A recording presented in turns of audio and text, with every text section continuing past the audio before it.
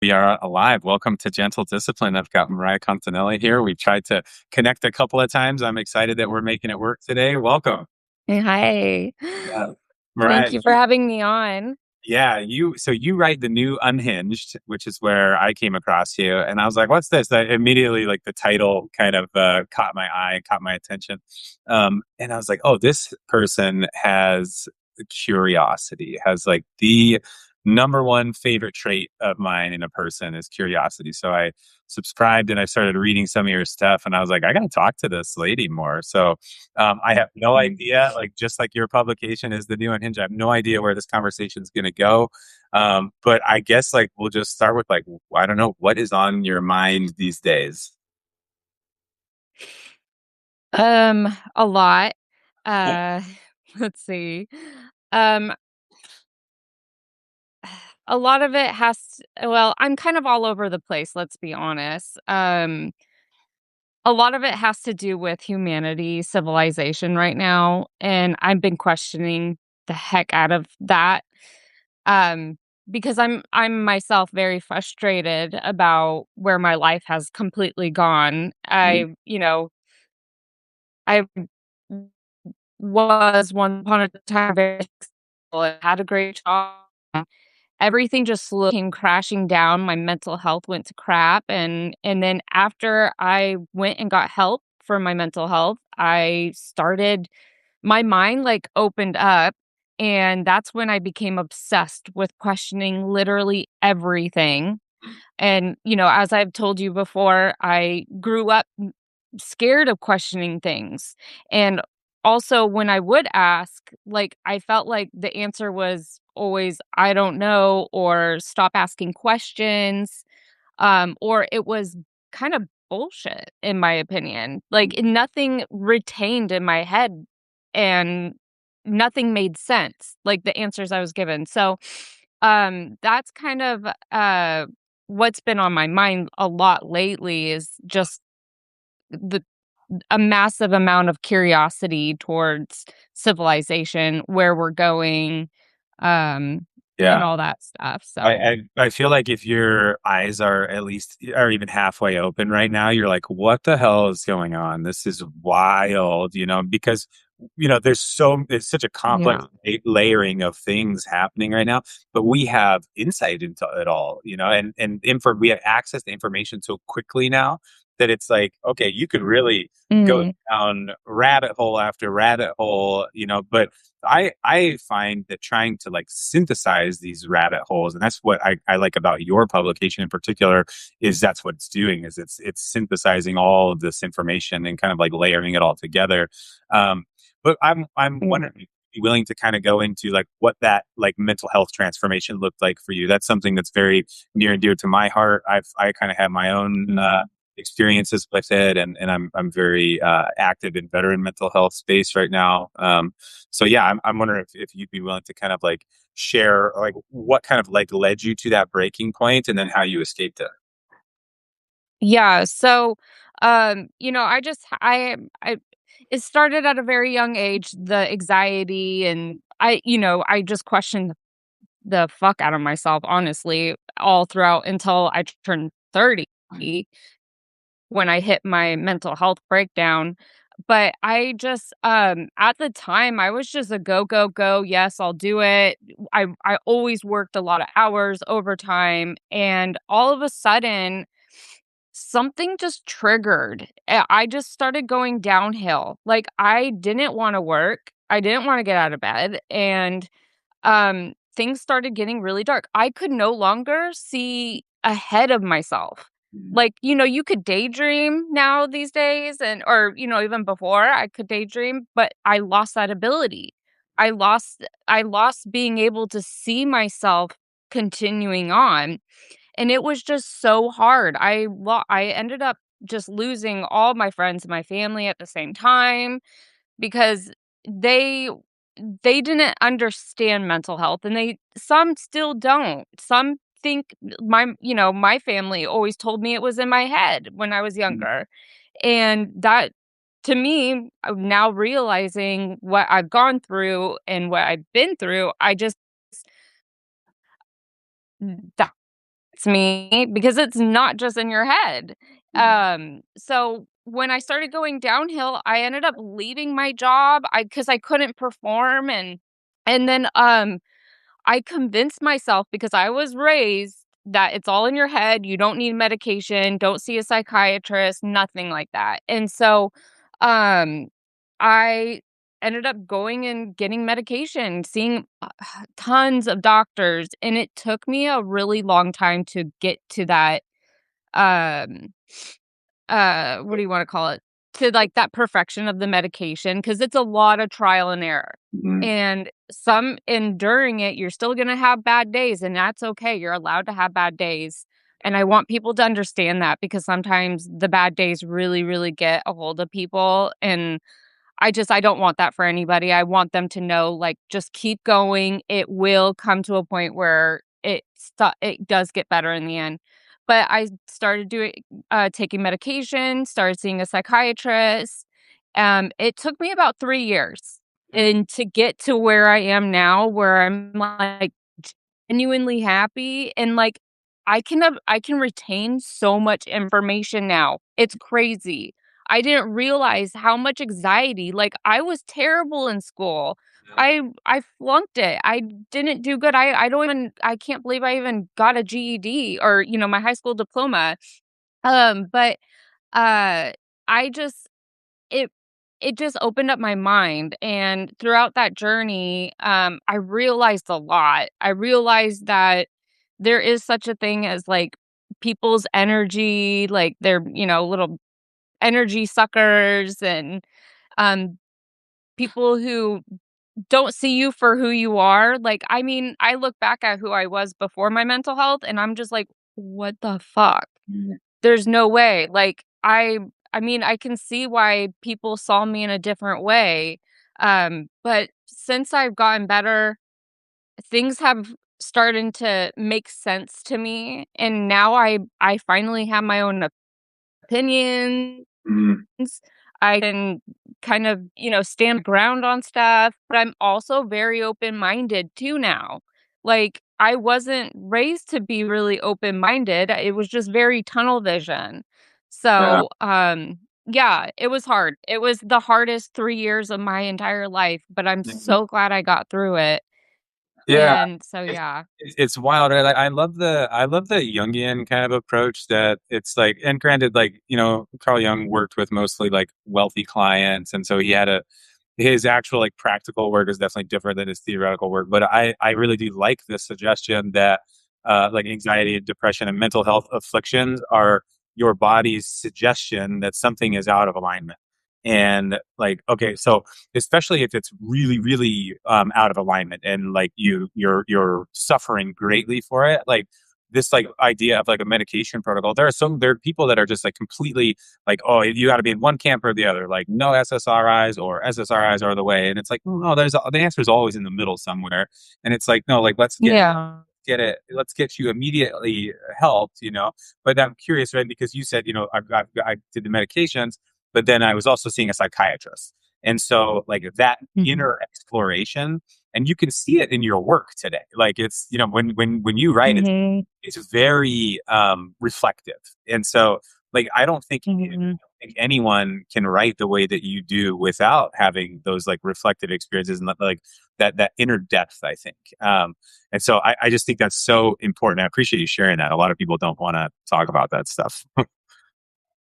Yeah, yeah. No, I want people to come out and start talking. Yeah. There's, no such thing as a stupid question. It just triggers, not triggers us in a bad way, but it triggers more questions for everybody else, and I don't believe in bad questions. I don't believe in stupid questions. So I really do want people to come out, be comfortable with themselves to start talking about it more. Um just to bring awareness to the mental health because it's such a huge issue right now and it's something there's so many like rabbit holes I've gone down with mental health and, I can't really pinpoint why it's all happening right now, but I have a few ideas. Um, but so I can't imagine if we all just were staying in our anxiety self to Mm, this day, like, just so controlled. I'm just so happy to see a lot more people coming out and standing up for themselves and going and getting the help. Like, I respect people who get help. And I see, for me, like, I also weed helps me. So I like to do that from time to time. I'm mm, in Texas, so I don't have any. mm. But yeah. So Yeah, I just the other will, but weekend, I you know, didn't I'll do smoke that. weed in Texas. Yeah. Uh, it's But I go for it. we're in this like we're in just in this era right now of like physical and mental health crisis, especially in America. Yeah. And that like vulnerability is so important. And it's so important for other people to see other people who have like gone through this healing process. Are we ever actually like healed? I don't know. I'm not sure. Like we're healing or growing, whatever you want to call it, our whole lives. But Mhm. for people to be able to talk about it is huge. And like for in my instance, I have this group. It was merging vets and players, and it was for combat veterans and former and current professional athletes. And then we'd come to the gym. We'd do like a 20-minute, 30-minute workout, nothing crazy, just like get a sweat together. And then we would have the huddle. And in this huddle, that was the first time in my life I had ever seen grown men talking about their problems. I had never had that modeled to me before. And people are talking about big problems like, being, assaulted as children and stuff they experienced in the military and like these, addiction problems, like really significant trauma. Um, and Yeah. and it was okay to talk about it. And it was like safe. And so that would me start considering my past and how I was raised and all these other things. And it led me to where I am today. And it's a really powerful process. And I think it has to be modeled through vulnerability first. And it's a hard thing for people to get over. Yeah. No, absolutely. That's awesome though. Yeah, and so what branch did you serve in? I was Army, yeah, Army infantry. Yeah, I graduated West Point in '09 and then got out in 2014. One tour to Afghanistan. Okay, awesome. Yeah, I'm sure you've seen a lot of shit. So, and I've I've witnessed my neighbor had PTSD and it didn't go well. They ended up bringing out the bear cat because he was Mhm. barricading himself, and it was the saddest thing. He heard fireworks, and he thought his neighbor was trying to get it was just so sad and absolutely heartbreaking, and but the whole neighborhood came together. Oh, I that's what I also love about, like, I Texas, like, I'm sure other states do it, but I'm originally from San Diego, California, so I've not witnessed stuff like I've witnessed out here about how the community actually gets together and helps, and everybody was helping his wife because the house was destroyed, and so, they were just, and they were being supportive of him too, like, nobody blamed him, like, even the neighbor that he kept getting in fights with was helping the family. Like, it was a beautiful thing, and I feel terrible for our men and women who've served and have suffered a lot, so Well, thank you for your service. I appreciate it. It's really interesting, right? And I think it connects directly to what you were saying earlier too. And I think like it takes a certain person to answer that call to serve, and in the military, Mm. and for good or bad, it doesn't matter. Takes a certain kind of person. And so I think like our childhoods were very much we all kind of like had this weird combination of either desperation to join, like I have got nowhere else to go, so I'm gonna join the military. There's a lot of that. Or like this heart of service and also this like egoic shaping that happens as kids. And we're told how to be and what to be all you can be was the slogan, and Yeah. shaped as kids into these humans. And it was interesting. I had a conversation with a guy that really helped me out at the beginning of my journey, and he goes, he asked me about my combat experience, and so I tell him, and I'm like, but it kind of like it sits well with me, like I had some anxiety attacks when I first got back, and yada yada, but I don't have nightmares. I don't, like that doesn't affect me anymore. And he starts, but that being said, I'm alcoholic. I got a problem with alcohol. I'm super impulsive. I start listing all the shit that's wrong with me, which I think is a lot at the time. And he goes, well, it's not exactly normal to volunteer for a job that requires you to kill people and get shot at. So for most of us, our trauma happened from before we were in the military. And so now Oh, I hesitate to even call it, trauma in my case. Obviously, there's a lot of trauma, but I think a better word for it is conditioning. And, Gabor Mate, he's always like, trauma isn't the event that happened to you, it's your body's response to the event. And and so true. and we carry that, from the time we're kids into adulthood. And, unfortunately, sometimes it ends up like your neighbor, and it kind of comes out in a big event like that. Or in your case, it came to this mental health crisis that you're in, and then you're like, oh, I got to sit down and solve this problem. And luckily you had the resources. Yeah. And mental health, what I've also learned, it hits pretty quickly. Like you could have anxiety from the day you were born till you're 30, like kind of not my case, but kind of similar. My anxiety started at a young childhood age.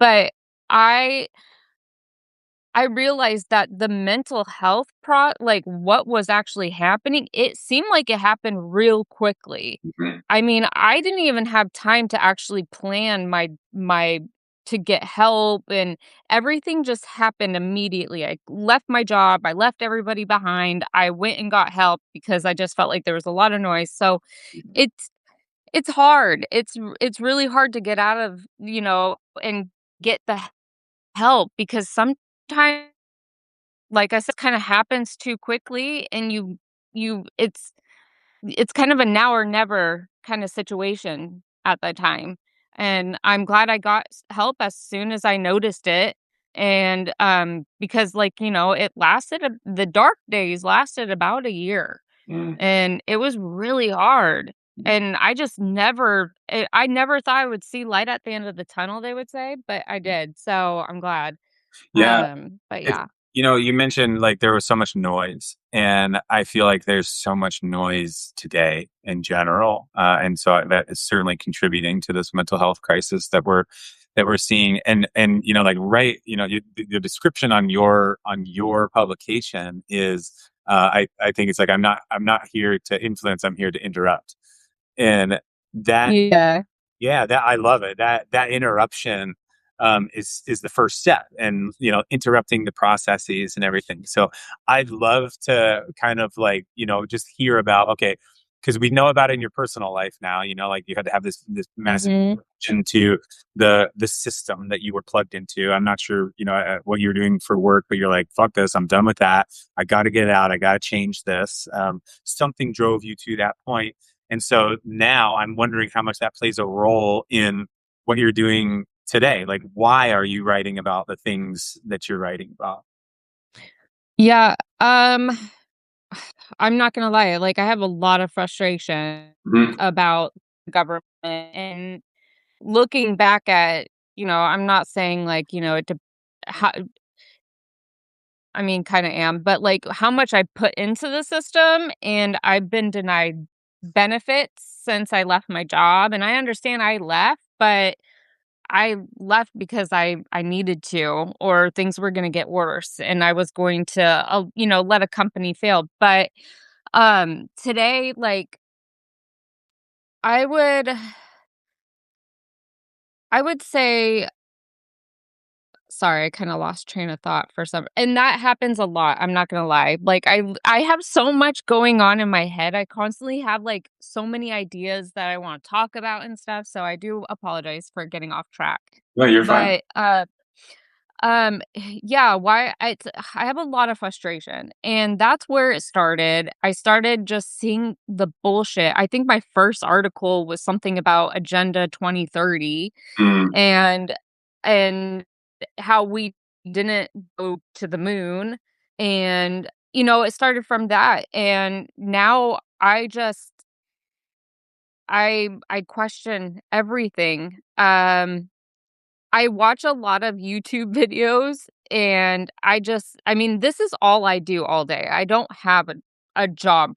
I now just investigate 24/7 into things. It's a weird obsession. I also feel like kind of responsible for some people's mental health issues because I do just spit a bunch of stuff constantly. And I'm not trying to uh put people in a bad mindset, but I want people to understand, like, what's going on because these were never questions in my mind. I always just saw the surface Mhm. level of everything and questioned the headlines, but it's not about the headlines, and so that's kind of how where, you know, how I'm go or where I'm going with my Substack, and I just I want to not I guess not really influence, just like, my headline says, be an interruption. I want to get people to start thinking and get them out of thinking of the headlines. Like I don't think the headlines are what we should be paying attention to. I think the headlines are screwing with our minds. Um and I just want to get to the bottom of the truth and understand why life is completely unfair for so many people, you know? So yeah, that's kind Yeah. of Well, I don't know if that answers your question. it does, and I think like you're kind of doing yourself a disservice by saying that you don't have like a job. Like where you are as an independent journalist, and so it's like getting that opinion out is it's always been so important. And just because anyone can technically like do it these days doesn't mean everyone does it well, and doesn't mean that everyone has the Yeah. same brain and has the same way of seeing things, the same perspective. And I think that's something that we're kind of like I don't know. Some people have lost sight on is like no, it's everyone has a different vantage point that they can provide, and I think Mhm. your vantage point is really interesting. And so, yeah, I also don't think that you're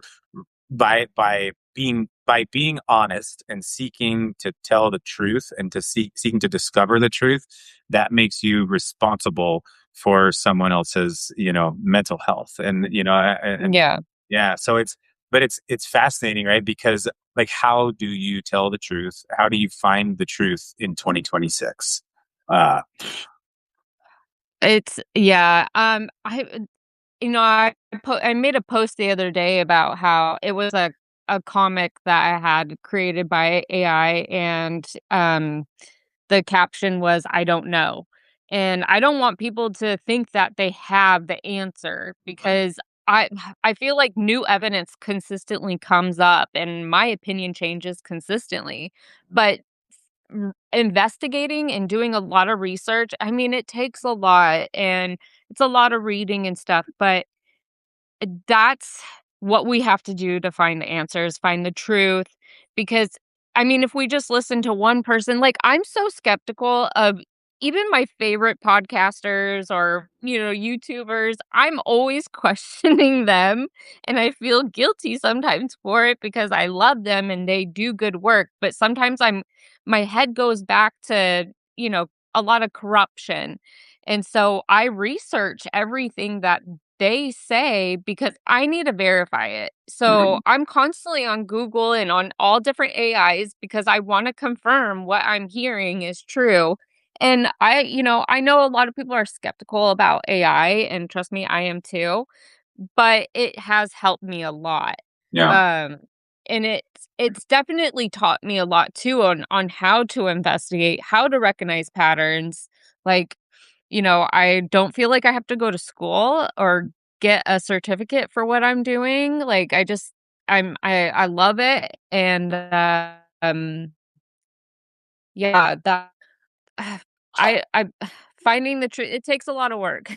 yeah, And don't believe just one source. You have to do your investigation your own investigation. yeah. And I like what you said about school. Like I don't think I have to go to school. Like I go to YouTube University as well. It's What? Yeah, YouTube University, man, all the time. That's where I'm getting my education. But it's like there's so much out there that you can learn on the internet, right? And it's crazy to me that people don't take advantage of that because I mean I'm just so Right. curious about things. I got to be careful because I'll like look up and I will have gone down an hour long rabbit hole on something. But I think you bring up a really good point about okay, how do I want to say this? Like specific knowledge versus generalized knowledge. And it's like, we look to specialists for, deep information about particular subjects. And that's great Mm, because that's one of the powers of the internet is I can find those specialists and like vet them fairly easily. I think like, maybe not in every case, but I can generally know, okay, this guy probably knows what he's talking about. This lady knows what she's talking about. But what you're talking about doing is you specialize in being a generalist. And I like that because that's what I feel like I do too. Because now you've got all of these specialists out there, but it's like, how do we overlay these things to make it applicable in our lives? And that's the hard part, right? yeah. And AI is a perfect example, right? Because AI contains all, maybe all of the specialized knowledge and information, but it contains absolutely zero wisdom. So that's up to us. Yes. Yeah. And pattern investigating patterns has been a huge, huge thing for me. It's opened up a lot of rabbit holes, and I do think people should definitely learn how to recognize and how to investigate. I'm not trying to shit on anybody who's like, a specialist or anything like that, but I do think we need to learn to step it up ourselves and stop relying on other people to give us information. We need to learn to investigate it ourselves. And, like you said, that overlap have patterns in it. You just follow those patterns and then you'll be able to find the truth just in that, honestly. Um, but yeah. Yeah, I think, now we're kind of getting into like the system, right? Because it's like, okay, what is the system, whatever the system is, right? How does the system encourage people not to look at patterns and to follow what they're being told and do what they're told and these things. And, I read an article the other day that was really interesting. And it was basically suggesting, it was a funny name. I can't remember what the article's name was, but it was basically like, the Buckmen are mad that they're losing their goy slop or something like that. And I was like, that sounds fun. I'm gonna read that. Mhm. And Yeah. it was more. It wasn't so much about like the ridiculous fast food industry and how prices are so high now, even in fast food, which was pitched as this thing to be affordable food, all this stuff. And so it's not calorie dense, or it's calorie dense. It's not nutrient dense rather. So it's bad for you. It's expensive. It's like all of these terrible things. But it's been pitched, through mainstream America, right? And so the article went on to kind of say that like the biggest you know deception was convincing people that sovereignty was equal to having money, and that if you have money you can buy food and but it actually just creates a reliance on this system of food production that we've created. And people have forgotten how to grow their own food, how to hunt their own food, how to prepare their own food. And it's Mhm. and you can apply that to pretty much any subject in America. And what you're seeing is and I'm sure we're not the only country that this is applicable in, but it's just where I live, so it's more evident. But you can apply it to Yeah. where, and what you're seeing is people who are becoming reliant on the system for everything, Mhm. and that's scary to me. Yeah, yeah. Um, I just wrote an article about friction, I read it. and I read it. like friction is not, yeah, it's not actually, bad. It actually serves a purpose, some friction, but we definitely got we the convenience of everything, like you said, we depend on it now. I mean, before I went into van life, I, um I was scared how, like, I was gonna buy food or do certain things, how to make things last, because I'm not gonna lie, I didn't grow up thinking leftovers were good. You Mm, know, it took me a while. Now, like, being in the van life, I've learned a lot about survival, and, I really do suggest people to get involved in that, look more into the survival of, you know, I'm not saying that that point's gonna come, I don't know myself, but, um, I I just, it helped me when it came to, what do you wanna giving up on my subscription stuff, giving yeah. up on, going out all the time, being able to buy certain foods. Like, I used to buy, like, the high price shit, but now I'm like, "Oh my god, there's, like, actually better tasting stuff that's cheaper." So, Oh, yeah. yeah, it's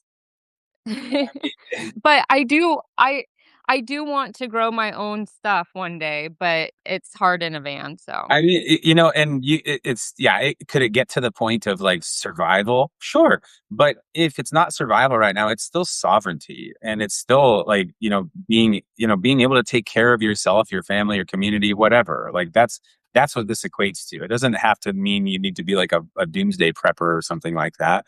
But like I mean, like you said, there are so many yeah. advantages. Like the food that my wife and I make at home is better than 99% of restaurants, and I'm not kidding. Like I've been to the best Yeah. steakhouse, and like I make a better ribeye, I promise. And it's like, so it's just it's crazy to me that people don't develop these skills for whatever reason. I don't know. But I want to get back to your article this morning because I think it's super pertinent, the friction. And so you made a point in it where it's like about like purchasing things and how there's no longer friction to purchasing things. You used to have to leave your house and go to get to your driveway, go to the store, and then you had that like extra second. I forget what the item was that you mentioned in your article, but it was like, okay, do I really need this like quesadilla maker that is Yeah. Amazon? I'm like, oh hell yeah, like ship that, like cool, and I click it, but we lose that period of thought, and because that friction has been removed. And so I was thinking about it more, and I'm like, yeah, the friction really has been removed, but now the friction, and this is kind of the point that your article is making, I think. Correct me if I'm wrong, but it's like the friction is frictionlessness. Like that's our new friction, and I'm like, that's crazy. Yeah. Yeah. Yeah. Um, yeah. I mean, I wasn't, trying to I don't know where you wanna go with it. Wherever you My want. question was never like, should we make life harder in Yeah, there? It was just to prove that some of these frictions we actually should have kept. Like, also, I also used it as an example, like a refrigerator. yeah. I wanna that, Mhm. I don't wanna go to a cooler, um, the but yeah, like, there are certain things I wanna keep, or washing my clothes with rocks. I have no desire to do that, but those are things to learn and keep in mind because you never know, but having it too much removing all of the friction has made us completely reliant on the system, Yeah, and that's exactly what they want, yeah. and, so yeah. Oh, yeah, and it's like this, this pendulum that's swinging, and it's like, now we're in this total comfort crisis from absolute removal of all friction. And I'm hoping that the pendulum is like swinging back, and we're going to land somewhere in the middle. But you said something interesting just now, like that's what they want. So I love asking this and talking about it, like who is they? Because we say it all the time. W Yeah. Okay, so to me, they is the I feel like the government are just a bunch of actors, but, um I'm not 100% sure who they are, but I refer to them as the government as whole. as all of the world leaders, as, uh, the I mean, the government's not even the head honchos, but, the Rockefellers, the people with the biggest, most amount of money, the 1% or whatever it is, or yeah, the 1%. But, that's kind of when I say they, what I'm referring to. Yeah. But I could be wrong, but that's just how I think in my head. Yeah, it's interesting because I've tossed this question around a lot with to myself, to other people, and I, I like to call them, first of all, I like to call them the lizard people, and the lizard people who are, Yeah. you know dudes who are pulling the strings, and they want to control from the top down and all this thing. It disgusts me. And I look at people like Mitch McConnell up there, freaking half dead on a podium, still like getting paid a bunch of money and in control of so much, being propped up by whatever life force is letting him do that. It's crazy. And he's one example. There's a million of them, and this Yeah. lizard person persona. It's like I'm like team friggin' human, team monkey all the way, man. I think these lizard people are Yeah. horrible. That being said, I've kind of changed my tune a little bit as far as if I think there's some like Illuminati shadow cabal thing that is really so smart and so pulling all the strings. But I think what's happened is this system has been created, and it's the system that is the they. And now it makes sense. You said something a while ago. Yeah, you said, I wrote this down from one of your other articles. The algorithm isn't evil, it's a Labrador that discovered outrage earns bacon. And and I think that was Mhm. a great line, but it's applicable to so much because I've written about it before. It's like, okay, your landlord is not some like evil mastermind genius who has his feet up and he's looking at all the security cameras and he's picking out what to do, which is how we like to envision they at the top. But he's just taking part in this Mhm. extraction economy, and he's figured out that the way that he makes money is to own this asset and then rent it out and extract more out of the people that are renting it from him. And that's what the government is doing in my eyes. That's what corporations are doing. I could rap about this all day. So hopefully we do for a little bit longer. But yeah, I don't know. What's your take on that? Like this extraction economy and who's running it? Who's in charge? Um, okay, well,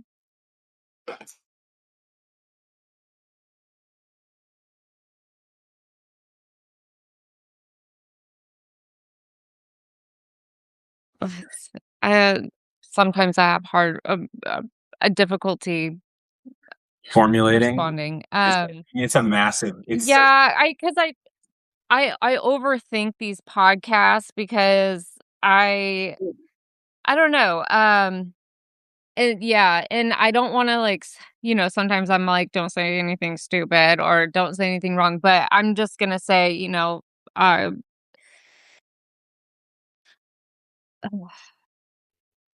Yeah, I'm not. just rap because like I don't think anyone is listening to this and is going to completely, drastically change their life or anything like that. But it's just cool to know other people's opinions and to not be afraid to get them out there. So even Mhm, if it's just yeah. diarrhea of the mouth, like ain't got no judgment here. That's for sure. Um, yeah, I mean, pretty much what I'm saying in my Labrador piece is, you know, uh, watch what a system repeatedly rewards and punishes, Mhm. and you'll learn more about the behavior it's encouraging than you will from what the system claims to value. Mhm. Um, I so when you say, them extracting, it goes also back to, like, my friction.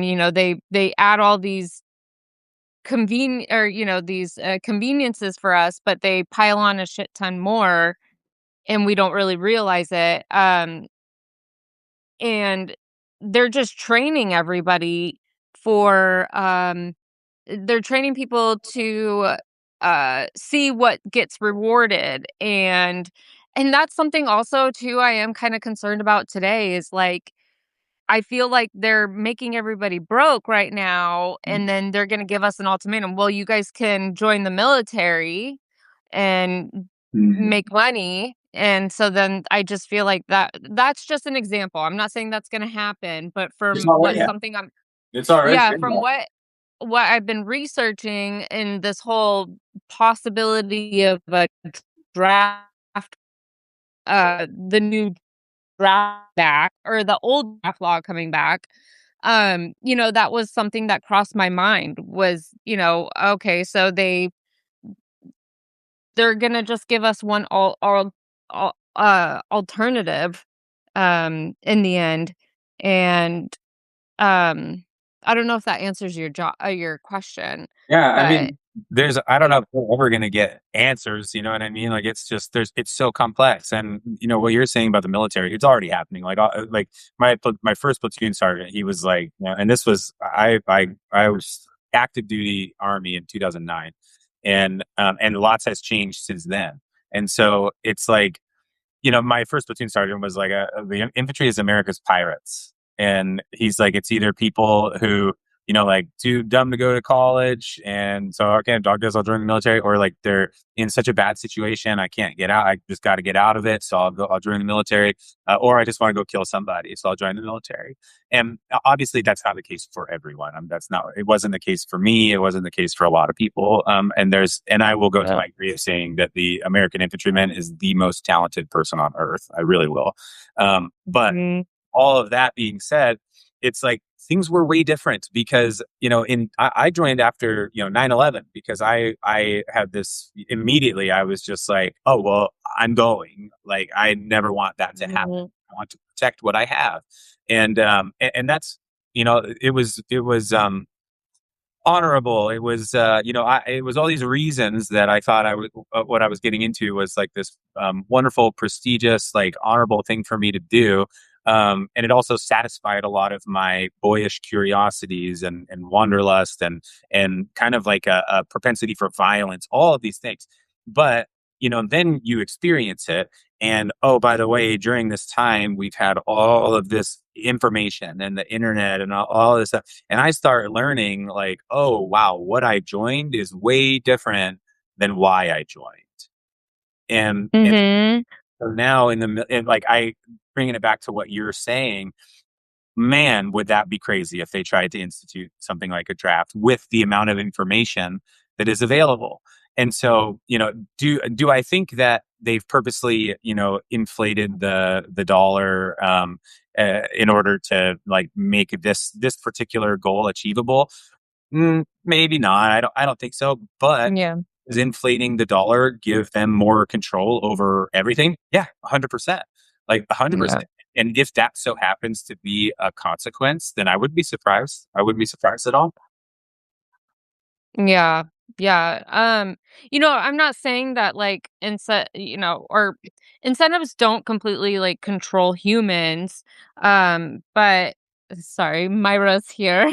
She's been trying to give me a toy. Yes. But incentives change the environment and many ways, uh, or in which choices are made.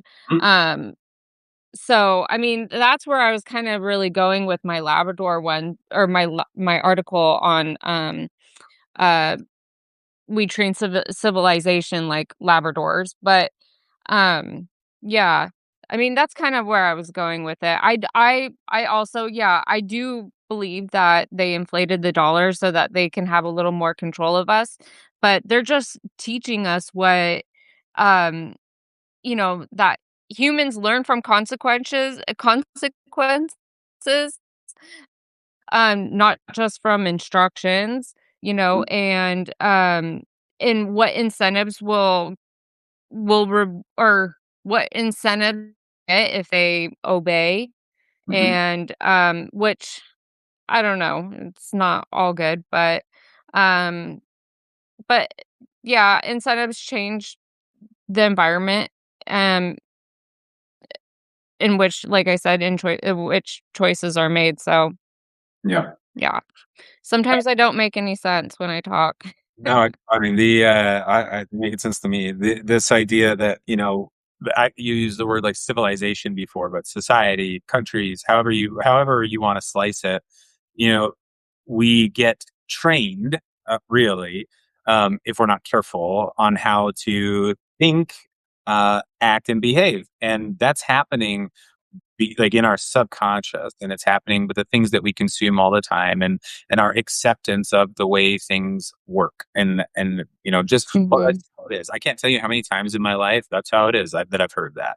That's crazy to me. It's just the way it is. Like, it doesn't have to be, like, if more people would say, like, put their foot down and say, no, that's not how it has to be, and this is a better way. And so that's the hard part, though, is, Yeah. okay, well, like, first I have to interrupt that way of thinking, that way of being trained. Mhm. And once I've interrupted it, I have to replace it with something else. And that is a really difficult thing to do. Even if you're trying to change a behavior, like, let's say, social media, like Instagram, if you're just trying to get off Instagram because you realize it's toxic in your life and whatever, um, okay, well, what are you going to replace it with? Because, like, that is a very necessary thing to do as part of the process. So I guess what I'm getting at here is, how does, like, the everyday person kind of like wake up and start to jailbreak their mind away from being subconsciously trained by what they see. A lot of discipline, honestly. I mean, if you go through my social media accounts, they are just so I don't know. You can tell I struggle. I just like sometimes how I struggle when I talk. But you can see that I struggle with it because I try to get into the whole social media and being a media person, but it never felt right. And so over time I had to train myself because a lot of people use that as a communication and topics and you know to discuss about and comparing each other and I always had a gut feeling like something didn't feel right about Instagram to me. Nothing I couldn't even do TikTok for a while. Like, I mean, I tried it for a hot second, but it just I don't even have these apps anymore because they didn't feel right. But where I'm going with that is uh the discipline part is you gotta learn to, how do you wanna say it?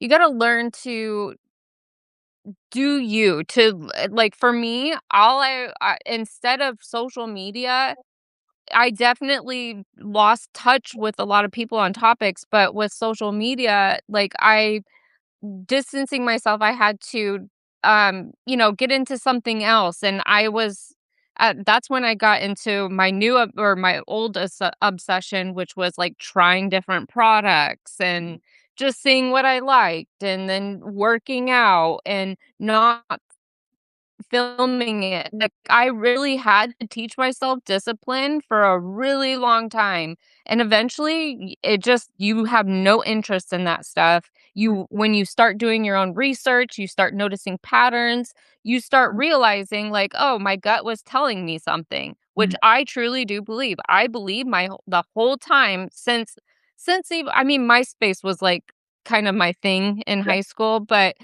um but after that, Facebook, like, I only got involved in Facebook when I was heavily involved in the car scene, doing a bunch of street racing, building cars with people because the community back then was so huge.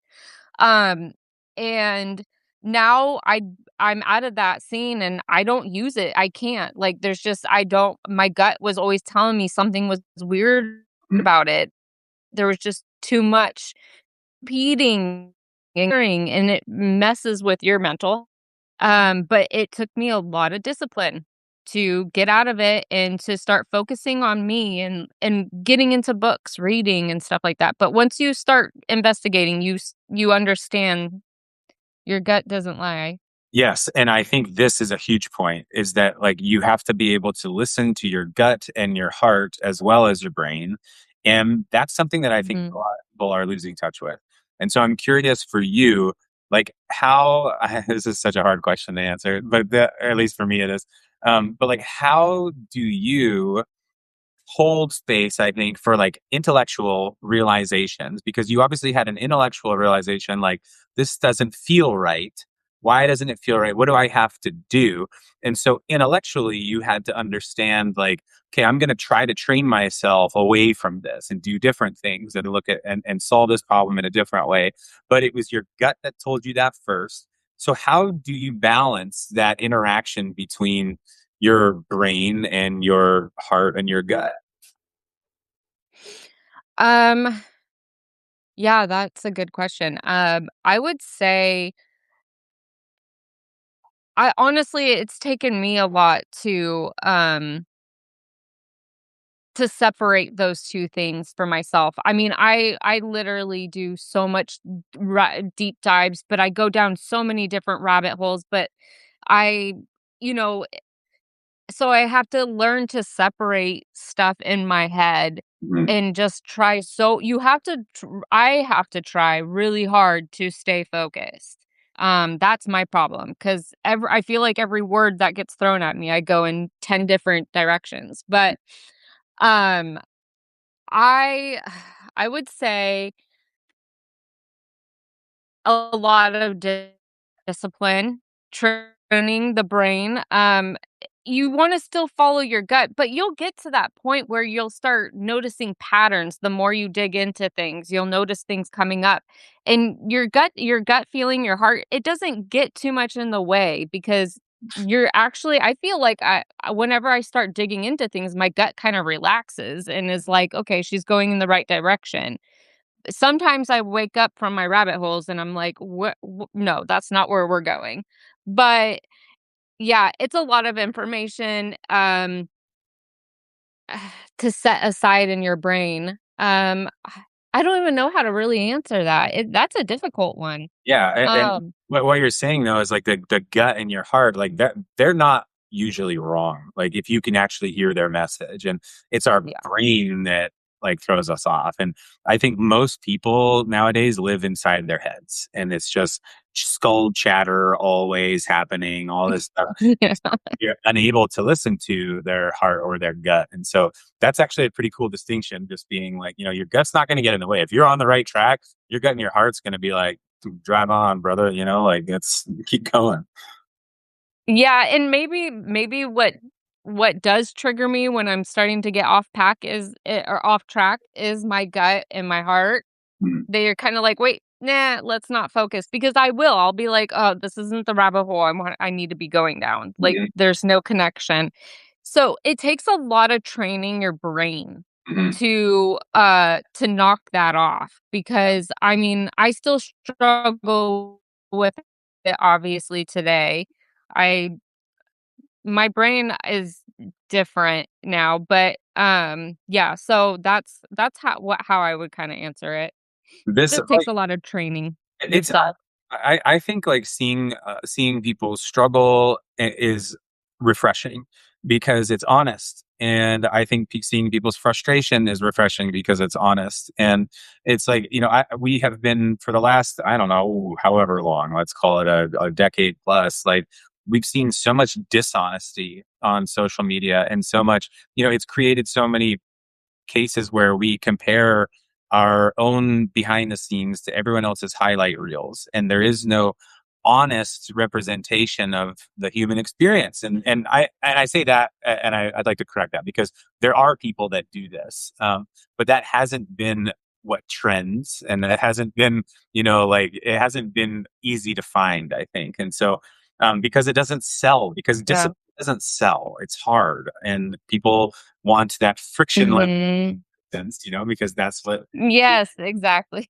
because they've been kind of raised that way. So, like now, are you exploring anything in particular? Are you going down any rabbit holes that you're like particularly excited about or interested in? Yeah, so right now I'm working on, why doesn't the stock market kinda match my vibes and the way I feel about the Mhm. world?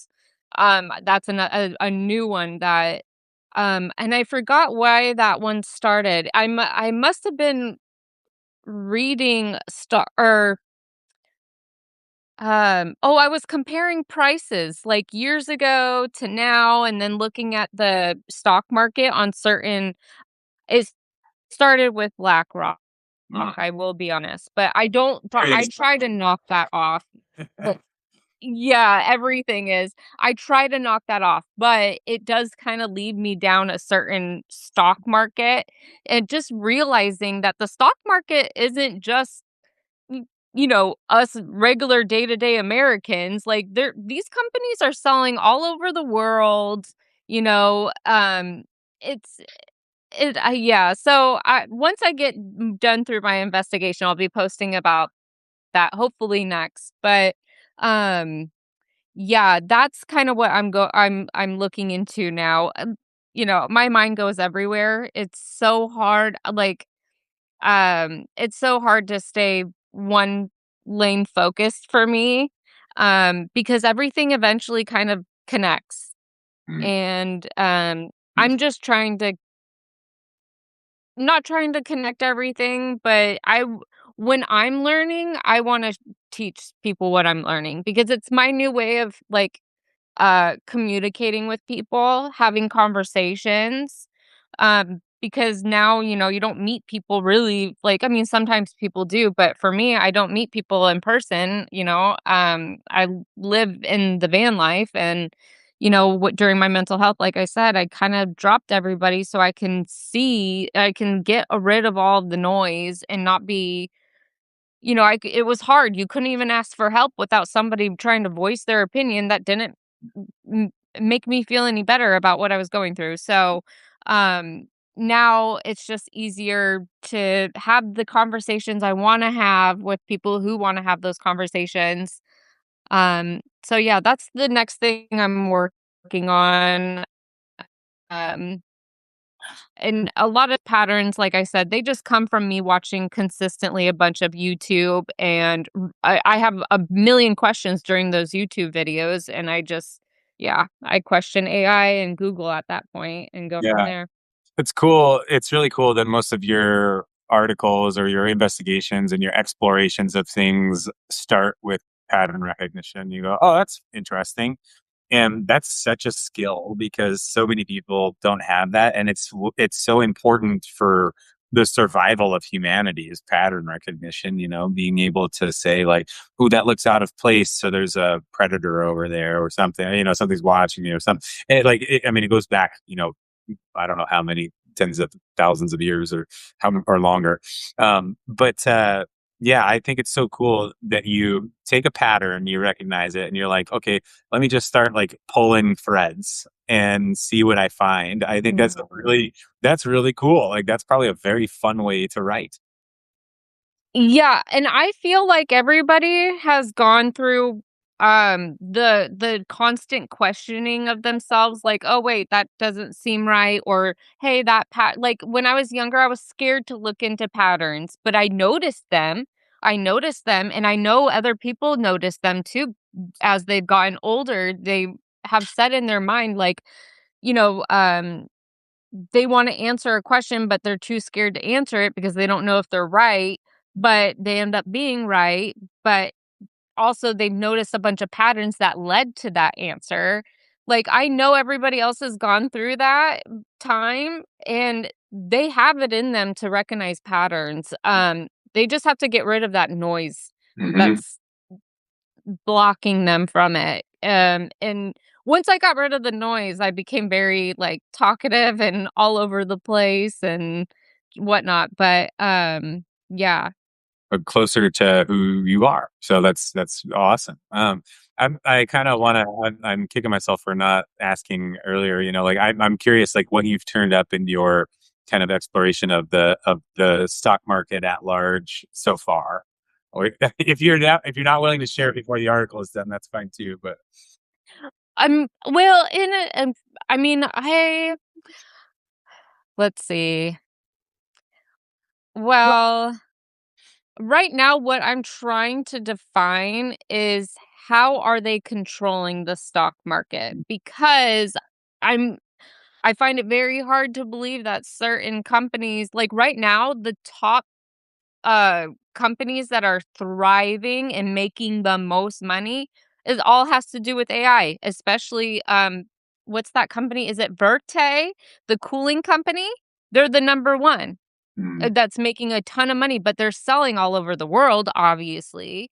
Um, so that was interesting because they're all saying, "Oh, our economy is doing great," but we're not seeing the benefits of that, and that's what I want to understand out, and I kind of like, I hate to say it right now, but my mind may change at the end of my investigation, but I kind of want people to understand that the stock market really isn't what it really is. Uh, I that's the hole I'm trying to go down. It was kinda shocking to me because a lot of us, we don't talk about how the stock market isn't just based off of what you and I are our lives. It's these companies that sell around the whole world and get those benefits. mhm. And we're not seeing that. Um, It, we're seeing complete opposite of that. So yeah, it's a very interesting concept. There's so much to it because again, it goes back to this idea of an extraction economy because what is a stock? It's like a piece of the company, and so you are supposedly mhm. own a piece of the company, and it doesn't give you any rights within the company, and it's a piece of digital paper that tells you that you own a piece of this company, and so and with Mhm. if you are not participating in the stock market or another form of asset, right? Like sometimes it's cryptocurrency or gold or silver or land or another business or something. Like if you don't have assets right now, you are feeling the crunch of this economy and because of inflation, right? If you just exist with cash and day to day and your paycheck, your life is getting harder because the cost of goods is going up, your wage is not being reflected in that, and your dollar is worth less now than it was worth 5 years ago. And so, if Right. which is fascinating because if you own assets, you're like, oh yeah, stock market's doing great, and it's gold is up and Bitcoin's up and yada yada all this stuff. But the vibe check says otherwise, and so it's very interesting. Mhm. I read the other day that I think it's like the top five stocks, like on the Nasdaq, they are on track to spend like 108% of their intake next year. So they're already foreseeing massive growth in their companies, at least as far as the dollar is concerned. And they are betting Mhm. hard on AI. And so, Yep. and but they also, this is the first year, I think in a long time, I don't remember the exact statistics, that the top five companies, whoever's Apple, Google, Microsoft, they have been outperformed by the rest of the top 500 companies in the Nasdaq. And so you've got all this stuff happening, all of it's tied to AI, all of it's tied to the economy, and specifically the American economy. And I am Mhm. fascinated to see how this all plays out, but I'm also just fascinated in other people's attempts to synthesize all of that information together. Because it's easy to look through a straw and say like, "Oh, this is what's happening here," Yeah. but it's really hard to like organize it all together into something that's meaningful to you or I living in Oklahoma and Texas trying to go to the grocery store and get food. Yeah, yeah, yeah, it is hard to keep it all organized in my mind. Um, I have to work in complete silence. Mm, That's for sure what I know I have to do when I'm doing my research, but, yeah, the the stock market just doesn't it does nothing for the American people, in my mm, opinion. I mean, they have people who, buy and sell stocks for them, these top companies, mm, and I feel like there is a way that they are controlling, when the market goes down and goes up. I know they have people who investigate and analyze into the stock market, and so they have them buying and selling their stocks for trade, whatever purposes. But there is something deeper to the stock market. The stock market started in the 1700s, and I I just want to go that far back to find out, like, what was it before, helping, benefiting the American people?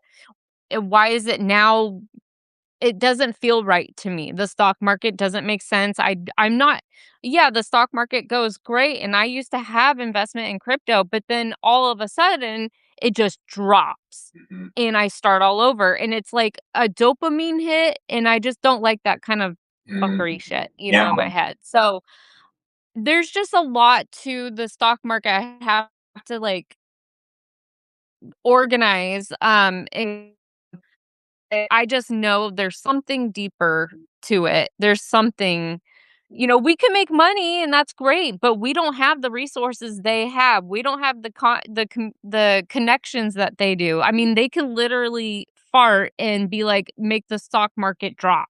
Yeah. Like, the so that we can buy these at a cheap price and then we'll boost them back up. Like, it just doesn't make sense. They're somehow controlling how we invest our own money into these stocks and trapping us somehow.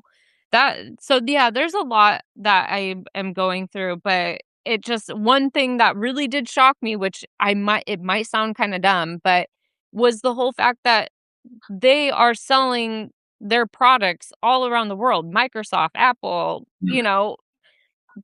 and that's great, but I don't see how that can benefit us.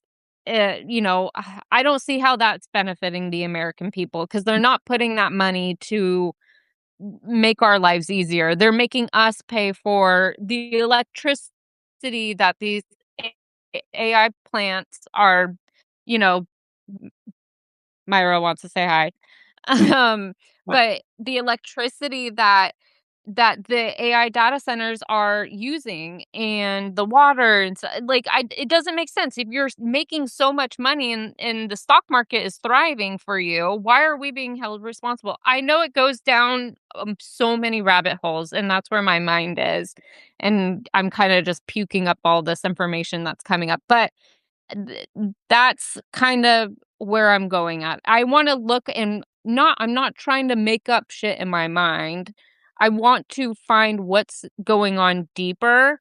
I don't know what the answer is yet, but my gut is telling me something doesn't feel right about this, and it makes me mad too, and that's something, like, I wasn't comfortable with sharing with people because I thought frustration would because before we thought being rebellious was you mentioned it was a negative, um, uh, impact. Everybody frowned upon rebels, Mhm. but now I feel like people are more accepting of the frustration, so I've gotten more comfortable to share my frustration. In the beginning of my Substack, I wanted to share my frustration, but every time I did, I, like, kinda sort of regretted it because it wasn't, popping, back then, but now people are, like, catching on and it's getting a lot more traction. You're able to be you and voice your frustration, and people will either agree or disagree, so, yeah, it just it that's yeah. I mean, it's yeah, it's a very interesting times. I forget what that proverb is, but it's like, may you not be cursed to live in interesting times. But we are living in interesting times, and something that you're talking about, being rebellious, and I have um, I think a natural and a learned problem with authority, just in my own life, and something that I can't remember if it was like my thought or someone else's thought, but I really identified with it and I like it. And it's like, our whole life, everyone's always trying to take away our fuck yous. And I'm like, no, man, those are mine. I get to use them whenever I want. Like, I'm not a child. Mhm. When I misspeak, Yeah. you're not okay with that, guess what? Fuck you. I don't care. And that Yeah. feels good to be able to do that as long as you're backing up. You're not doing it just to like destroy and just to create to sow chaos and everything. That's not the point. The point is to be able to be your own self, your own individual, and formulate your own thoughts and recognize patterns and dig deeper and do all these things and not just like take whatever's handed to you. And I think a lot of people are like, you know what? Yeah. This isn't comfortable anymore. I don't like this. I don't like what I'm seeing. Let me see what the other options are. Yeah, exactly. Yeah. This is There I see the new Unhinged as kind of like a, you know, like a taking back of our fuck yous. So I appreciate it big time. yeah. Yeah, no, absolutely. And also another thing I'm working on. So I started this new pattern project. Um I started it because I want to help people see patterns and understand the other people's responses and then do official but at the end of it. Like this time the topic is what responsible humans giving away. And so I really like the project. It really kicked off in the beginning when I didn't tell people what the project was, but Mhm. now that people understand what the project is, I'm not getting so much traction, but I'm still going to continue it. I don't care if people don't like it. I think it's a great idea to help people learn patterns, to see patterns, to understand where civilization is going. And I'm not trying to give the answers. I don't wanna be that person. I try so hard not to be that person in my writing too, is I'm you know, and I my writing changes all the time. I'm gonna say that up straight and honest. Like, my style, everything, the way I think too changes. I feel like I'm constantly trying to get people to like before I liked my headlines. They were funny and sarcastic and mean and brutal and I still will do that. But now I feel like people want straightforward and having to type my articles with questions because I feel like they will immediately know where it's going instead of wasting their time or I don't want to do that whole baiting anymore or anything like that. Not that what I was trying to bait people, but I thought the sarcasm sometimes it would explain what I was talking about, but also kind of get people off guard. So that's another thing that am gonna be investigating is everybody's answers and responses to my daily questions for the next 2 weeks, and then do a report on it, which I really do like seeing. I try not to chime in because I can't be biased, Mhm. on my responses, but I some of the people's responses are so funny, and you can just feel their vibe through their responses, and I really do encourage people to join in on this project, at least one time just to see how they feel about it and kinda see if it helps them kinda guide them in a way of opening up their mind to more pattern recognition. Where can people find that and join in? 'Cause the on my page, on, the new Unhinged page, so they'll see, uh, if they scroll down my just homepage, they'll see where I've posted, day 1 of 14, like, that happened today. Yeah, today, and then it'll be labeled pattern project number 3 or whatever, series we're on at that time, and then they just have to read the question, like, today's question was, "What decision do you make less other or less often than, people probably did 30 years ago," or something like that. And I always have my little logo that's like every answer becomes a bigger part of the investigation, and, so that's where they can find it, where they can join, um, and but yeah, that so anyways, I'm not trying to give people the conclusion. I'm trying not to act like I know it all because I don't. That's why I do post random, like, the way I feel about certain things. Like, and I posted about how I posted this YouTube video where this woman takes a bunch of TikTok shorts and YouTube shorts to prove one point. And one of her points was, how people are not making money. Their savings are going down. They can't find jobs. And all of a sudden, I noticed this morning that the video was missing, or was set on private. But then if you go on her YouTube, they completely wiped her out. And I think that was very frustrating for me to see, because it just adds, in frustration. I'm not trying to get everybody all wild up. Sometimes I do want to say some fucked up shit. I just want to just say, I just want to be angry sometimes at the world. But I try not to cause too much chaos, and I try not to be too unhinged, but I can't control myself, and today, that was one that really irritated me to see for my own eyes. But this person, super successful, has plus 1,000 subscribers, over, like, 30 million views on altogether on her stuff. Like, it it just said a lot to me. It confirmed a lot too for myself, that they are controlling what people see. And I mean, and this was real people sharing on TikTok, so I don't know why they would have taken her down. So, Yeah, there's a level of censorship that is very scary with these centralized platforms, and it's funny. I got kicked off of Instagram. No no warning, no nothing, and I had posted a Hunter S. Thompson. This was back in my pretty anti-state days, and I still kind of have that flavor a little bit to my stuff, but I'm a little more careful with what profanity I attach to my messaging. And I reposted a Hunter S. Thompson quote calling government politicians pussies, and I attached it to whatever the lizard people thing was being done in the news that day, and no warning, just boom, booted, done. And I had that account for a long time. Couldn't get it back. I appealed it, nothing. And so I started a new account on Instagram, and then just recently I got off. I've been off now, and I love not having Meta. It's made my life so much better.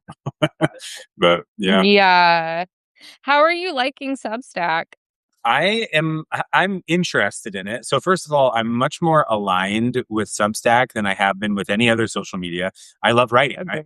I write every single day something, whether that's for books that I'm writing, or articles that I write for Substack, or work that I do for companies. I write every single day, so it just makes sense to me. But I also love that Substack has introduced this feature that we're on right now in this like recording studio, because the way I see this kind of going is like I can create a little micro community online. I had a community when I owned a brick and mortar business, and now I'm trying to build a different kind of community digitally, and that's very different than for me than it ever has been before. And there's a lot of unknowns, but it's fun, and it's not like a lot of pressure attached to it, and I don't feel cornered by the algorithm. And something that Substack that I just appreciate so much, um, just from the format that it's in, like I don't feel like Substack is trying to siphon my hours away from me and my time away from me. Like I don't ever feel like I'm getting dopamine hits from it. I feel like I'm exploring topics, and I'm learning, and I'm connecting with good people, and I'm not being Yeah. all the time. So yeah, I really like it. What are your thoughts on it? Well, I've actually never, it's probably the first platform that I have not gotten frustrated with. I get frustrated with YouTube because I feel like a bunch of the stuff that sometimes I get frustrated with it because um I don't know what to believe, but for some reason I get very good vibes from a lot of these articles I read, a lot of the posts that I see people posting on notes and stuff like that. Like, I just it's genuine, real, life experiences, their own thoughts, the way they feel. That's something I feel like Substack has really helped people open up about, is opening up about their feelings, how they actually feel about what's going on. people feel safe to talk about mental health on it, Mhm. talk about, issues they've had. Right now, yeah, I see for me, I see a lot more of, you know, a bunch of conspiracy stuff, but I'm not mad about that at all. Like I said, even if it doesn't make sense, like what people are talking about, I start asking other questions about it, and that is something I really do love about it. But with Substack compared to the others, I have never looked at it and been like frustrated, because on YouTube I get frustrated too, because I start questioning the people I'm learning from, because maybe it has something to do with people who have a lot of views and subscribers. I I'm hesitant to believe everything that they post, Mhm. but I see a lot more people with lower view counts and those are the people I am tending to go towards. I gravitate towards a lot more. And Yeah. it seems odd, but I don't think so. I think I want those people's responses, those people's answers. I don't want somebody who has 100K subs to, you know, be telling me how it is. Like, I don't even if they have over, like, 1,000, likes or something, like, maybe not 1,000 likes, but, like, a lot of subscribers, I'm turned off by it for some reason. I don't know if that's how other people feel, it's how I feel, and that's why when I first started Substack, I wanted to boost the smaller folks on my page because I I feel like that they are kinda holding the answers for us. They don't know it, but I feel like we'll get a more truth out of them than we will people who are I mean, good for the people who are thriving, I'm not trying to shit on them, Mhm. but I just have a harder time believing and taking people for their word now these days, especially on YouTube. I watch a lot of Candace Mhm. Owens, and lately I've been questioning her, and I'm not saying she's a phenomenal. She's so smart, and I really love her stuff, but I just feel like I'm starting to get that gut feeling again that there's something, and it taken me a while to see it too. Um, or to start getting that gut feeling. Because at first I was like, "Yeah, Candace, like, she's so rad. She just knows how to point out these patterns and stuff like that." But now I'm like, "Wait, Mhm. this kind of I feel like there's something to the whole let's go live every day. You constantly have a million, so millions of views, and then, but also some of her work, like some of these videos, aren't even telling us anything new. They're Mhm. kind of boring. No offense, Candace, but that's just an example Yeah. for one of them. There seems to be like a sweet spot where you're not just like overdoing it for the entertainment value and to keep to keep this ravenous crowd, these ravenous fans satisfied and their hunger slaked, But it's like, there's a sweet spot before that as you like rise through the ranks and you like put all this effort in because you're passionate about it. And I don't know what that looks like for him. I'm sure it looks different for everyone, but I look at people like the Aldous Huxleys of the world who said these meaningful things that will last forever. And Mhm. I look at that stuff and I'm like, man, that's what I want to read. I don't want to follow a personality. I want to follow Yeah.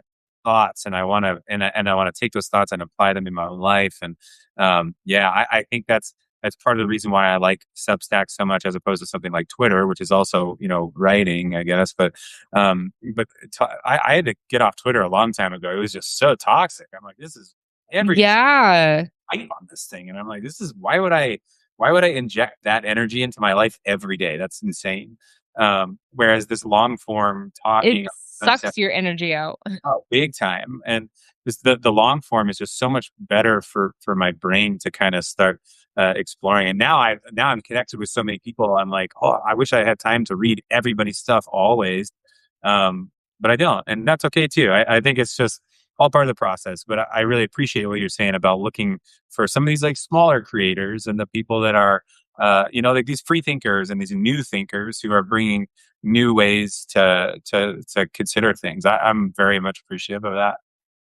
Yeah, no, and, I'm actually very happy to, say that out loud to Mhm. people, because I like I said, I'm not trying to shit on these big ones, like, good for them, I'm so happy for them, they're thriving, but I need truth, and I'm not saying they're not telling us the truth, but I need to hear it from people like myself, Mhm. and who aren't, like, thriving, like, as big as these other people are. I wanna hear the little people, I hate to call them that, but or us that, but I wanna hear from them because I just something in my gut tells me there is more truth to that than watching, somebody who has a million views on their live. I just something doesn't feel right. I mean, So, it all goes back to that, that generalization versus specialization. And I've always liked this concept of like an ancestral campfire where, during the day, our ancestors will go out and like some would pick, fruits and vegetables and those kinds of things. And like they would bring it back. And then some would go out and they would hunt for food and then come back. And then we'd sit around this campfire and we would share our experiences, those specific experiences that we had with each other, and then we would all grow together in this way. And yeah.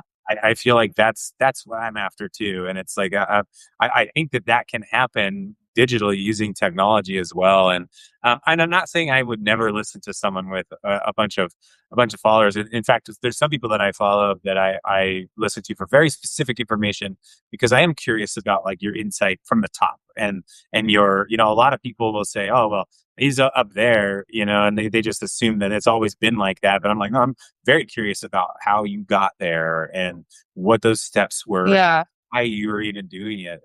But a lot of the people that I follow are kind of at the point where they're very open and transparent and honest about like, man, I know this isn't going to last forever. Like so I'm just milking it while it lasts, and it's awesome. And so I'm like, cool, man, Yeah. I can get behind that. Like, right on. I respect people who are straight up and honest too. Yeah. Um, but, like, have you ever, like, watched somebody and they say something that just seems completely out of their where what they've been, stating for a really long time? Like, you're just like, "Wait, what? Why do No. you think this way?"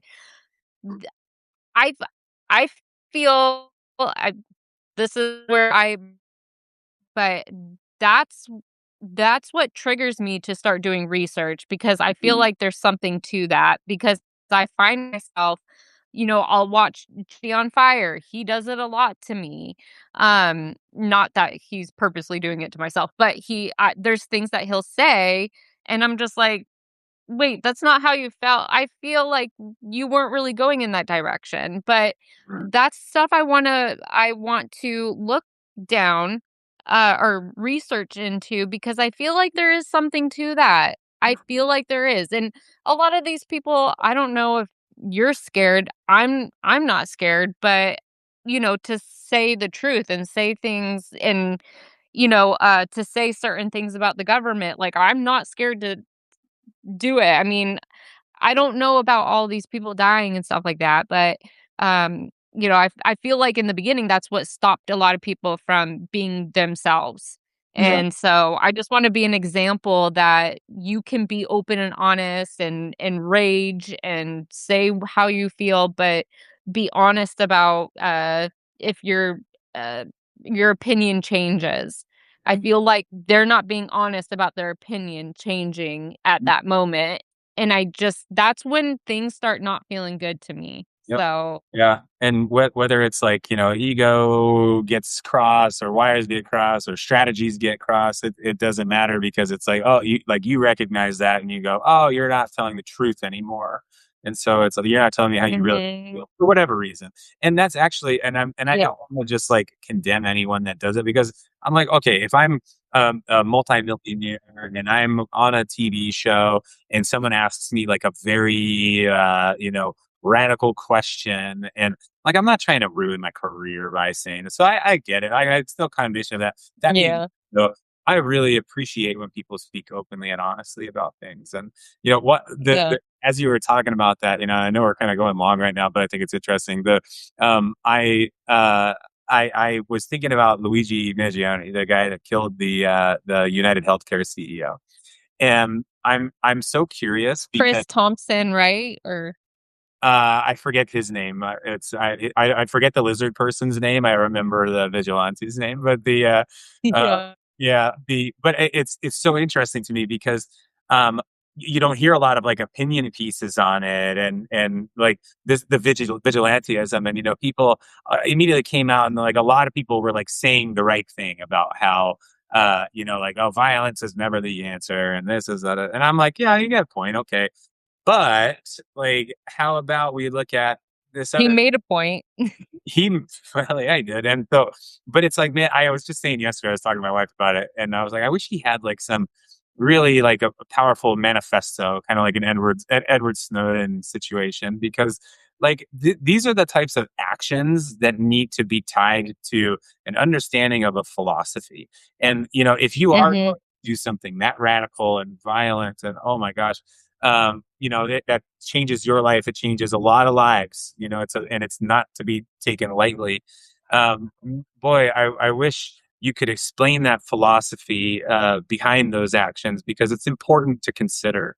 And so, if like Yeah. if you've got millions of followers and stuff, guess what you're not doing? Talking openly about Luigi Mangione and him killing Mm, a yeah. healthcare CEO. Or That's a good point. yeah. Yeah. Ironically, I was thinking about Luigi Mangione because I've been following, Candace and her Charlie Kirk investigation. Mm, And I just recently heard that someone on the board of TPUSA was found dead. mm, And this guy had been frauding senior citizens for years and was being sued for like 150 billion or something or million, I don't know what the number was. But I was kind of seeing a few comparisons because now that he's dead, the lawsuits, I mean, they get dropped. mm. They and so I kind of was seeing that for Thompson. I think his last name was Thompson. But for the healthcare, he was frauding with his partner, and now that he's dead, the lawsuit dropped. Mm. So I was actually thinking about that. I'm not saying they're connected or the same theory or whatever, but it was just something I was thinking about Luigi. But you made a good I didn't even think about that. People aren't really they just got kind of obsessed. I mean, it brought awareness to the healthcare system. I Mhm. know that. But it didn't go into exactly his background. They just said, "Oh, he had back surgery Mhm. and he's pissed off at the healthcare system." No, this guy clearly has been training himself for this day because it Yeah, was way too clean. I would think it would be a little bit more as well, but yeah, it's fascinating. It is fascinating. So, gosh, I feel like we need another podcast where we just talk conspiracy theories. I think it's so fun. Yeah. Because it's like okay, especially living now because there's so much. What people have changed how they even view conspiracy theories now. It used to be like Yeah. a bad word and used to be a crazy kook, and like you still can be. It's fine, but it's like nowadays I think people are a lot more open to this, like, these kind of a little bit more radical ideas because they've been exposed, and it's Yeah. like, you know what, the realm of Mhm. what is possible, it just keeps growing and growing and growing. So it's interesting stuff. Yeah, and it's definitely, with a lot of those conspiracy theories, because they've been declassified, so Yeah. they've some most of them have been true, so a lot more people are actually, like, coming up with more theories and more ideas on why things are happening, and I think actually that's where the government might have fucked up. I don't know if that was their plan, but I Mm. do think that that is what helped open up a lot of people's eyes Yeah. was when they declassified some of those projects, Yeah. so For sure. Well, Mariah, this has been an awesome conversation. Where can people find you easiest? On Substack at the new Unhinged. That's where I'm on all the time. Perfect. Cool. And we'll have links in the show notes, specifically to the pattern project too. I think that's going to be cool to check out. Yeah. Yeah. Beautiful. Cool. Well, thanks so much for being here. I really appreciate your time. I'm excited to keep on reading your stuff. I read every single one that you put out. I think it's really cool. So yeah, check out the New Unhinged. And do you have anything else you want to share before we get out of here? Nope, nope. But yeah, if you want to do another podcast on conspiracy theories, I'm so up for that. Cool. Heck yeah. Yeah, we'll keep it in mind. Thanks so much, Mariah. Thank you. Bye.